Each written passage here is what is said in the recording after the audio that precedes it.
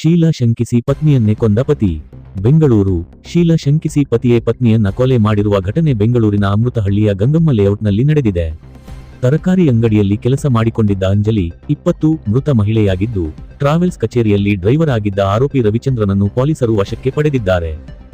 ಘಟನಾ ಸ್ಥಳಕ್ಕೆ ಈಶಾನ್ಯ ವಿಭಾಗ ಡಿಸಿಪಿ ಸಜೀದ್ ಭೇಟಿ ನೀಡಿ ಪರಿಶೀಲನೆ ನಡೆಸಿದ್ದಾರೆ. ಪಾವಗಡ ಮೂಲದ ಅಂಜಲಿ ಸುರಪುರ ಮೂಲದವನಾದ ರವಿಚಂದ್ರನನ್ನ ಮದುವೆಯಾಗಿದ್ದರು. ಮದುವೆ ನಂತರ ದಂಪತಿ ಅಮೃತಹಳ್ಳಿಯಲ್ಲಿ ವಾಸವಿದ್ದರು. ಪತ್ನಿಯ ಶೀಲದ ಬಗ್ಗೆ ಶಂಕಿಸಿದ್ದ ರವಿಚಂದ್ರ ಮೊಣಕಾಲಿನಿಂದ ಒದ್ದು ಹಲ್ಲೆ ನಡೆಸಿದ್ದಲ್ಲದೆ ಚಾಕುವಿನಿಂದ ಕುತ್ತಿಗೆ ಇರಿದು ಬರ್ಬರ ಹತ್ಯೆ ಮಾಡಿದ್ದಾನೆ. ರಕ್ತದ ಮಡುವಿನಲ್ಲಿ ಒದ್ದಾಡಿರುವ ಅಂಜಲಿ ಕೊನೆಯುಸಿರೆಳೆದಿದ್ದಾಳೆ. ಘಟನೆ ಬಗ್ಗೆ ಈಶಾನ್ಯ ವಿಭಾಗ ಡಿಸಿಪಿ ಸಜೀತ್ ಮಾಹಿತಿ ನೀಡಿದ್ದು, ಅಮೃತಹಳ್ಳಿ ಠಾಣಾ ವ್ಯಾಪ್ತಿಯಲ್ಲಿ ಬೆಳಗಿನ ಜಾವ ಕೊಲೆ ನಡೆದಿದೆ. ಮೇಲ್ನೋಟಕ್ಕೆ ಪತ್ನಿ ಶೀಲಾ ಶಂಕಿಸಿ ಪತಿಯೇ ಕೊಲೆ ಮಾಡಿದ್ದಾನೆ.